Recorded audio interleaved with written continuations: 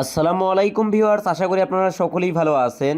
আজকের এই ভিডিওটির মাধ্যমে জানতে পারবেন কিভাবে বিজয় ইন্টারনেট আইডিতে রিচার্জ করতে হয়। এর জন্য আপনারা আপনাদের বিকাশ অ্যাপটি ওপেন করবেন। বিকাশ অ্যাপটি ওপেন করার পর পে বিল যে অপশনটি রয়েছে এখানে একটি ক্লিক করবেন। এখানে ক্লিক করার পর প্রতিষ্ঠানের নাম বা ধরন এখানে ক্লিক করবেন। এখানে ক্লিক করার পর বিজয় লিখবেন। তো বিজয় লিখলে এরকম বিজয় অনলাইন এলটিডি এবং এরকম একটি আইকন দেখতে পারবেন। তো এটার উপরে একটি ক্লিক করবেন। আপনাদের স্ক্রিনে এরকম একটি ইন্টারফেস শো করবে। তো এইখান থেকে আপনারা আপনাদের ইন্টারনেট আইডি নাম্বারটি এখানে লিখবেন। ইন্টারনেট আইডি নাম্বারটি লিখার পর নিচে দেখতে পাচ্ছেন কন্ট্যাক্ট নাম্বার, লিখার পর পে বিল করতে এগিয়ে যান এই বাটনে একটি ক্লিক করবেন।